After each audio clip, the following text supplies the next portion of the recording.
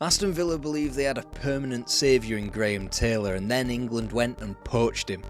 Their demise was quickly advertised, but they were caught in the throes of another manager, and this one delivered them a trophy and a title race. So why has Ron Atkinson's Aston Villa team been so forgotten? Popped in, and a goal! It's 3-1 Villa.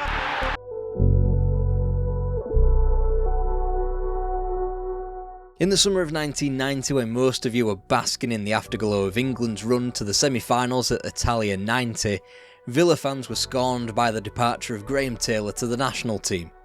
Understandable, but now Villa had to go and find a new manager mere weeks out from the end of the season. Jack Charlton was approached but rebuffed them, Oldham were approached, they rejected them, and Doug Ellis even chucked Franz Beckenbauer's name into the hat, which did nothing but cause a mild stir in the local press. Then out of the blue, Villa were handed the name of a man who had experience in overachieving with an underdog. The problem was this was still the first division age and the name was foreign. It was Joseph Venglos. You see, an English club had never acquired a full-time football manager from outside of Britain and Ireland, but Venglos had experience. He'd taken his Czechoslovakia deep into major tournaments in 1980 and the summer just gone in Italy. He was unveiled to the media in July 1990, signing a 2-year deal which flexibly included a break clause for both club and manager should it not work out, and that should give you enough of an indication in what would happen. In hindsight, he should have brought his own coaching staff with him, but didn't, so his messaging was confused. In hindsight, he probably shouldn't have signed players like Baniko Strava's Ivo Stash, who would never play for the club, nor Neil Cox or Gary Penrith, lower league players who cost the club £1 million. And then they had to take to the field. Oh, and Beardsley, it's a great ball by Ablett, and a great goal! Mark Ward stepped up to put City a goal ahead. Okay, those losses were against big clubs in fairness. Liverpool, the reigning champions, and Manchester City still meant something to older fans at least. The wins would come though, Coventry at home, Derby away, and progression through the League Cup against Barnsley, and it was teamed with something that had become a novelty. Yes, an English team was allowed to play in Europe again, and Aston Villa had the honour of being that one and only team. The substitute is now there in the penalty area, along with the keeper, and it's goal number 3 from Ian Olney. Birch now trying to get Cascarino in. Yes, and a terrific shot! A fabulous goal for Villa! Ken Nielsen! Managers at the dugout. Cascarino. Here's Platt! Here's a chance! Yes. It's a great goal! Il pallone è verso l'area di rigore, Klinsmann, gol! Ora è Matteus che mette in mezzo, il pallone sfiorato, poi c'è il tiro che termina il gol da parte di Berti. Mette in mezzo ma proprio sui piedi di Magrata, ancora Pizzi il suo cross. Poi Bianchi, gol di Bianchi! That incredible 2-0 win over Inter in front of their own fans would remain a hallmark of this season, perhaps the only positive one of this season, and that's because they were unable to kick on with continental distractions removed. Venglos tried to lean into the club's heritage, bringing Peter With as an assistant in January who would feel more like the club's manager, whilst Venglos performed most of the coaching duties. Still, heading into the early weeks of 1991, Villa still clutched onto their faint promise of cup silverware. No answer to this, and Spink is left stranded for the second time in 3 minutes. Price his header out of defence, and Chapman launched himself at it in the... Good back header from Scales. Scales again! Fashanu is claiming it! And once that was over, Villa sunk into a shambles. League Cup seeded, Villa would win just 4 league matches in the final 4 months of the campaign, and there were some pretty hefty defeats thrown in there. 5-0 down at Highbury, 5-1 on home soil to Manchester City, before Leeds knocked 5 past them at Elland Road. On the pitch, Villa's one saving grace was David Platt, coasting from his spectacular Italia 90 campaign as he netted 24 goals for the club in the Venglos season. Such was the dearth of attacking options, Derek Mountfield's 6 from defence represented Villa's 3rd top scorer. It was 41 points from 38 matches and a 7-point advantage over the relegated Sunderland. Their status was never in doubt, largely thanks to a re-expansion of the Football League back to 22 teams, but it must be said that teams like Sheffield Wednesday and Leicester City had gone down with better tallies in recent seasons. Venglos was finally sacked in the post-season, a full month after offering his resignation. He was probably the right man at the wrong time in the wrong place. English football wasn't ready for his changes and he wasn't ready for the English game. Probably too nice, tried to change too much far too quickly, but his exit would infer Villa's recent future. Bizarrely, it was Ron Atkinson who had a hand in his resignation whilst he was happy at mid-table Sheffield Wednesday, where he scooped up a surprise League Cup over Manchester United. He was the man who told Venglos not to be persuaded into resigning from Villa Park. He was the man who told Venglos to squeeze a payout out of Doug Ellis. He would, to the tune of 25 grand, and Ellis was quick to acquire his next manager. He didn't have to look far.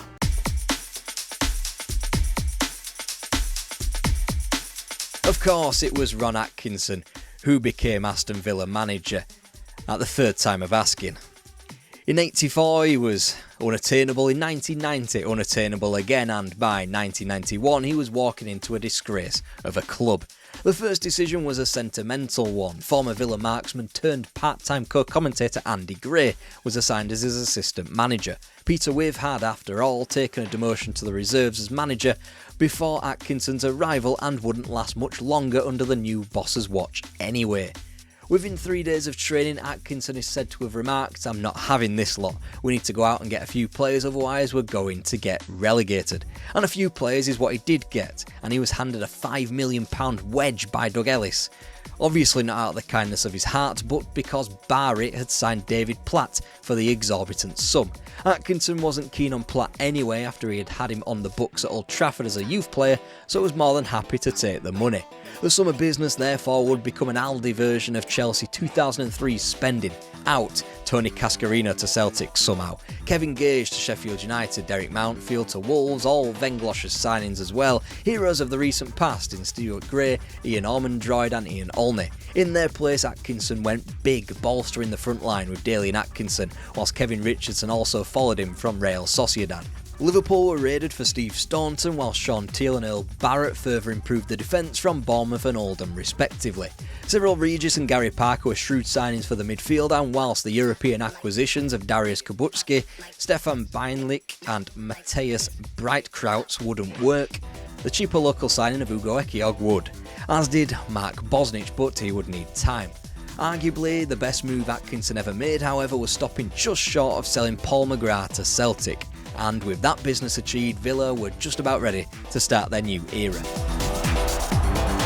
Regis, brilliant ball from Regis to Mortimer. He can make it 2-2 here. Fine save, but Atkinson's there.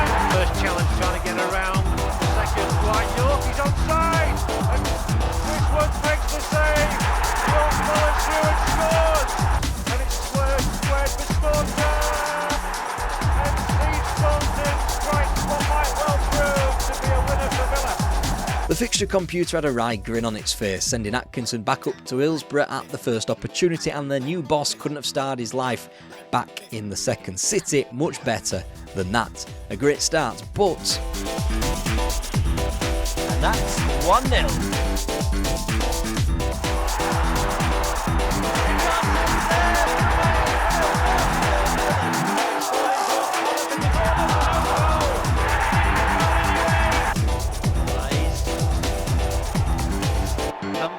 To score for Chelsea.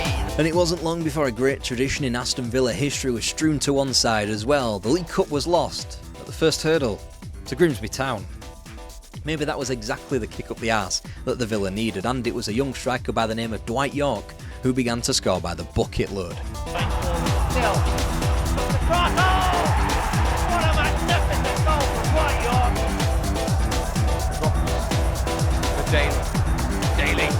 Daly, right foot shot, superb goal from Tony Daly. King run. Only fine ball there, York's in space. Cross comes over, and it's goal! Villa have scored. After all the effort from Rangers. The cross in. York turns, snap! Yorkie had been acquired on a tour of the Caribbean by Graham Taylor, and whilst he was one of the few players willing to take success of Venglos's ideas on board, it was Ron Atkinson who gave him his Villa Park breakthrough. He would top score for the club in the 91-92 season, later owed part of his recent surge in form to new acquisition Cyril Regis. By the time Villa rattled off their 5th win on the spin against Notts County, there was a slight whiff of a title race returning to the Hall End terraces. Those who had reigned over the country since 1988, nowhere, Liverpool and Arsenal. And the top 4, at least in mid-November, was Leeds United, both Manchester clubs and the Villa. Of that pack, Villa had won the league most recently, and the rest hadn't done so for a couple of generations.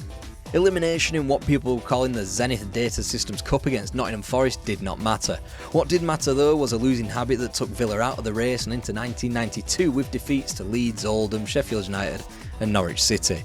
A new year, however, meant a new Villa. Difficult opponents in Spurs and Derby were cast aside in the FA Cup, as well as an upwardly mobile Swindon Town in the 5th round. It meant Liverpool in the quarter-final, but they were not to be feared anymore. In fact, nobody who was remaining in the last 8 were to be feared anymore. Good cup teams in Norwich and Nottingham Forest were drawn away to clubs like Portsmouth and Southampton, whilst lower league standard in Chelsea and Sunderland made up the other game. In short, win at Anfield and Villa were probably favourites for the cup. Come back today from injury, combining through the middle. Barnes with the slide rule pass, and this time Thomas's finish so assured. But that was the problem, wasn't it? They didn't win the cup, Liverpool did. The season would fade out into a whisper, a couple of results here and there at White Hart Lane and then at home to Chelsea and Liverpool, as if Villa couldn't have done with beating the latter in early March instead of mid-April in a meaningless fixture. Instead it meant 7th place, a significant improvement and a solid start to Atkinson's time at the club, but in a way, a missed opportunity.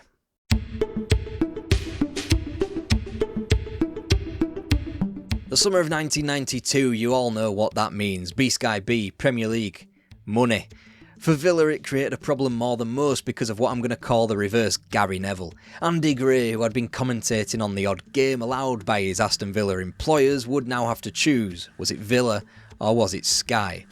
Ron Atkinson was honest with him. He viewed him as his successor at Villa Park, but everything could spin on a few bad results. Sky was the safer bet, so Gray listened to his boss.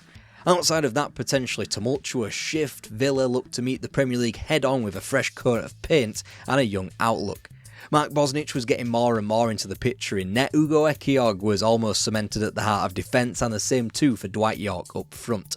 But despite the Trinidadian's goal of the prior season, Atkinson wanted more of an experienced killer alongside his namesake, and after the start to the season Villa had endured, he was quick to act on that. The season began disappointingly. At Ipswich, Villa laboured for a point. One flash of opportunism from Daly and Atkinson, and a draw. Southampton, hardly among the big fish in the Premier League, held Villa to their 3rd 1-1 draw. But the worry beads were out.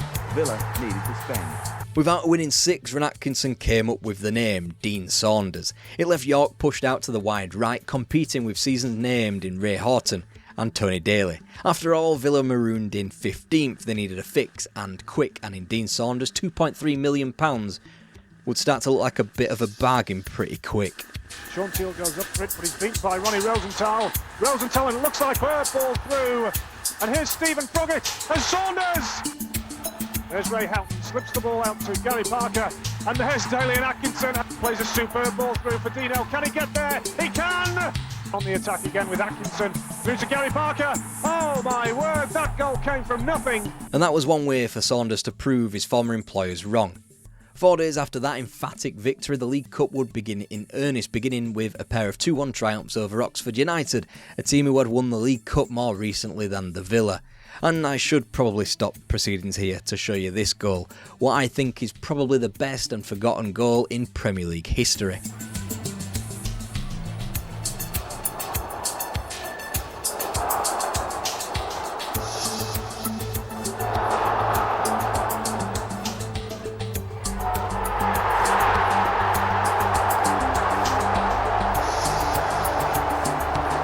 It rightfully won Match of the Day's Goal of the Season contest, beating players like himself to that award.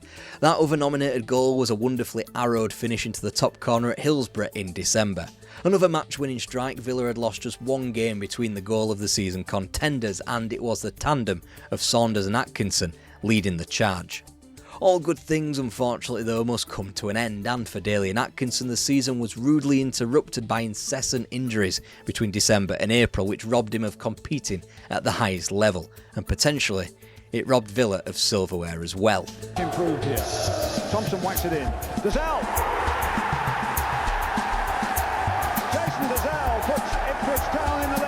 And with that, Villa had lost one potential feather in their cap, going down in the League Cup replay at Portman Road, and despite receiving a 3-0 beating at Highfield Road on Boxing Day, Villa were still in the hunt for the inaugural Premier League trophy. Let's get it straight, Aston Villa were the most recent English champion to be within half a shout. Everton scrapping for relegation, Leeds wouldn't win a game away all season and would finish in the bottom half, Arsenal more bothered about winning both cups, and Liverpool still absolutely nowhere under Graham Souness. Chelsea had a good team, they occupied 5th but were largely inexperienced. Blackburn were wedged into 2nd place on Boxing Day and despite being newly promoted were competing thanks to a pile of Jack Walker cash and Alan Shearer goals on the pitch. One of those would dry up, the latter after the forward had just gone down to a season-ending injury that very afternoon. Meanwhile, Norwich City were the team at the top. Manchester United still had a generational spell over them in terms of winning the league, so the question was, why couldn't Aston Villa win it? They would rue a penalty defeat to Wimbledon in early February in the FA Cup, but Villa's position in the table had only strengthened. They were only a point back on leaders Norwich, they were level with United, who were supposed to dramatically have improved, but hadn't kicked on yet since the signing of Eric Cantona, and Villa's results were only improving. To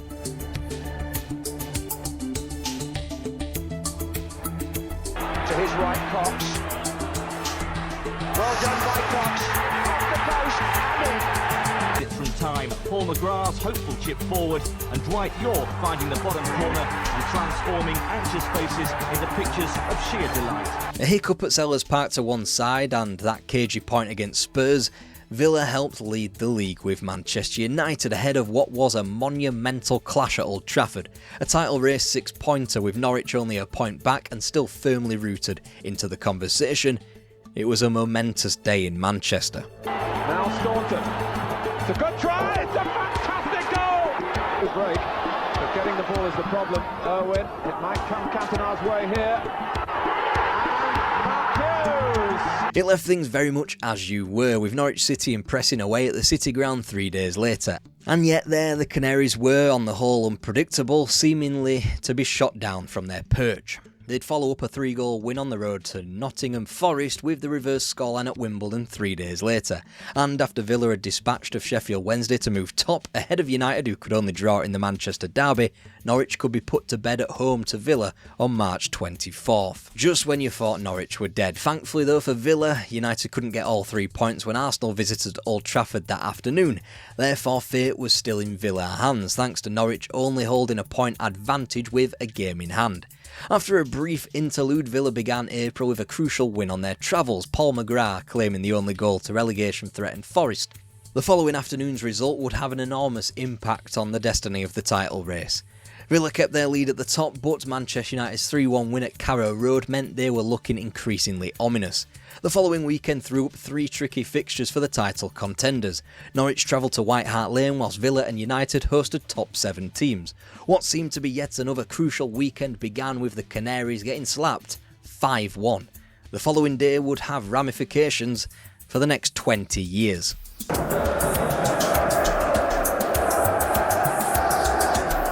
During the match, you're 100% concentrating on what you do, to the point where you hardly ever hear the fans.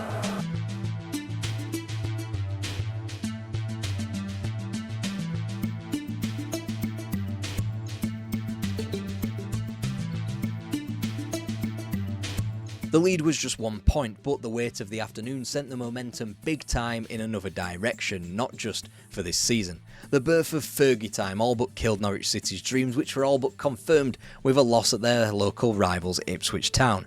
Meanwhile, Villa were still here and fighting for the title. Just as United were still winning, Villa matched them stride for stride. Clear. This is Earl Barrett. Cleverly done. Ray Houghton. That's useful. That's in! It's Tony Daly!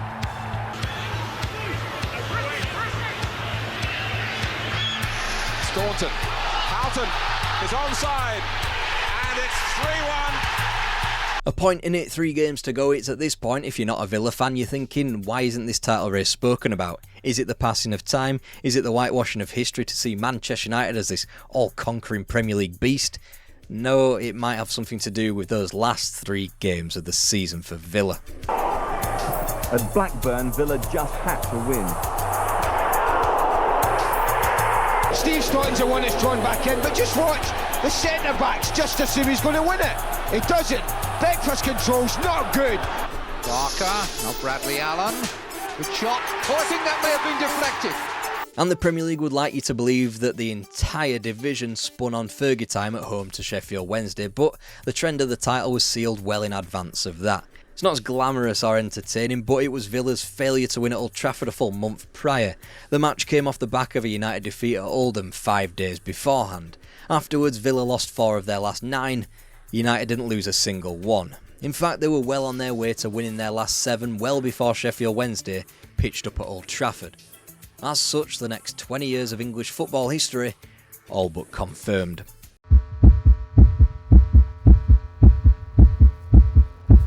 It's not that Villa stood still in their attempts to lay another punch on the Manchester United juggernaut in the second Premier League season.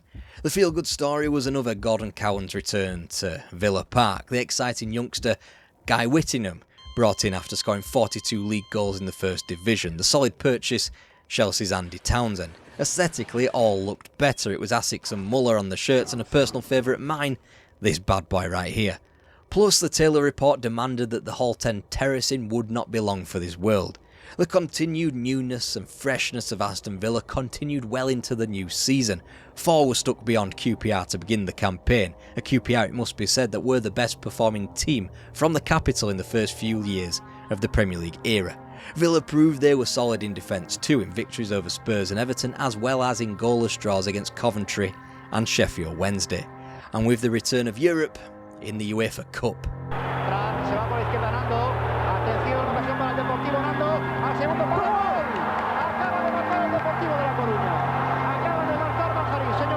Ultimately though, Europe wouldn't deliver. Since English clubs returned from the shadows, no English club had threatened to win silverware on the continent. Whilst that would change with Arsenal's Cup Winners' Cup forays, it wasn't until 1999 that the big one was won again.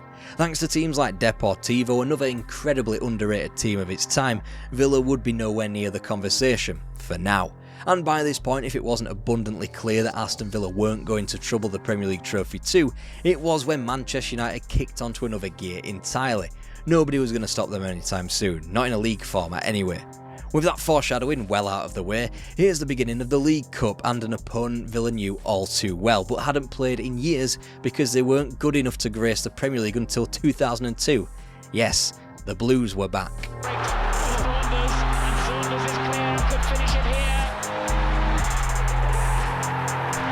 The first leg was the match that cemented Mark Bosnich's place in the starting 11. Coming on for Nigel Spink, he saved a penalty, the Blues were dispatched, and it had become pretty obvious that the Cup was Villa's avenue to success. Inconsistent form saw Villa go down at newly promoted clubs like West Ham and Newcastle, yet go on mini winning streaks that featured teams like Arsenal. In and amongst this, the League Cup shone through for the Villa.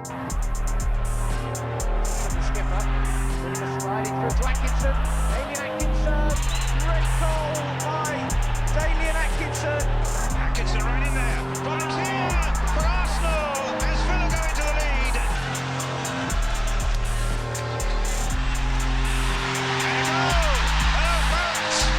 lead. It was an excruciatingly long wait for the League Cup to return after Arsenal were dispatched, but well worth it when Spurs was sunk in another successful trip to North London.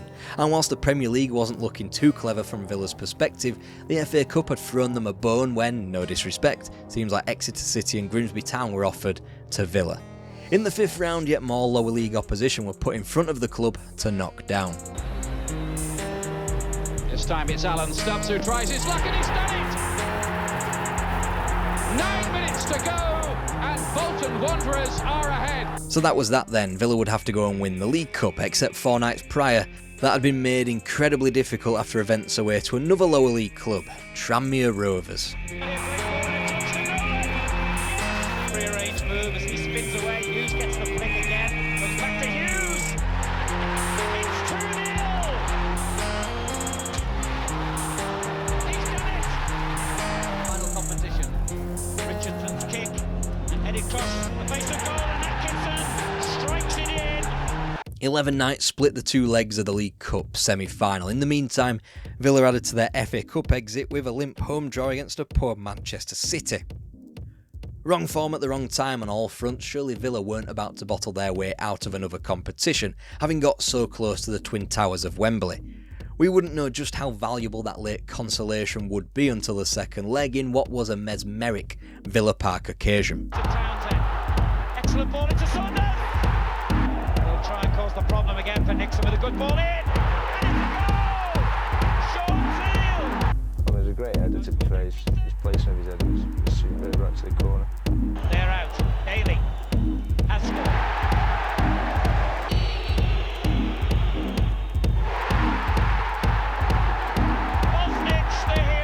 Villa were off to Wembley and after a week of waiting the dreaded and expected news followed.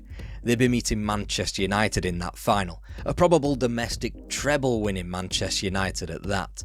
And whilst Villa had booked their ideas up in the league, dispatching of Coventry City away from home to go 5th, it was understandable that a trip to the National Stadium blurred vision for some, a date that Villa could win some silverware and qualify for Europe for in the same afternoon. But given the opposition, it seemed a long shot. Including 2 in the semi-finals at crucial moments against Tranmere Rovers. Great ball from Saunders and he just tucks it round Seeley and Steve Bruce just can't get there. Popped in and a goal! It's 3-1 Villa. 11 long years it had been since Villa had won the UEFA Super Cup, and it was a triumph that put the club on 4 League Cup trophies, a record level pegging with both Liverpool and Nottingham Forest. It was only natural that what followed Wembley jubilation was a murky slide into mid-table obscurity, but it didn't matter one bit, especially when everything from the earlier weeks of the 94-95 season pointed to yet more great times for the club. Because we want Villa to win being English, but it doesn't need one to be any better again. Here's Houghton and he's got one! And Villa take the lead! All in 15 minutes! Fontaine hits it high into the crowd! Got into Milan. Oh, it's a good side of the ball and come out! Yes! You beauty! But in actuality, it was really the end of an era. For the first time that summer, Ron Atkinson stood still and 3 gambles in the transfer market did not pay off, as Phil King, Neil Lamptey and John Fashanu all flopped. The unbeaten start soon gave way for incessant defeats in the league, which quickly bled into their travels on the continent. Signed Villa flashes up on the scoreboard on the far corner. Can they still do it? It's out. It's knocked away. And the last chance is gone. Wimbledon drove the final nail into the coffin, scoring 4 beyond Ron Atkinson's side. Housed in a new 4-team relegation zone, he was sacked after just 1 point from the previous 8 matches. After the highest of highs, the quickest of free falls, the question was, what next? Find that out tomorrow, but whilst you're here you may as well watch the other Aston Villa stuff we've put on this week, or troll through our archives and load up on 90s nostalgia.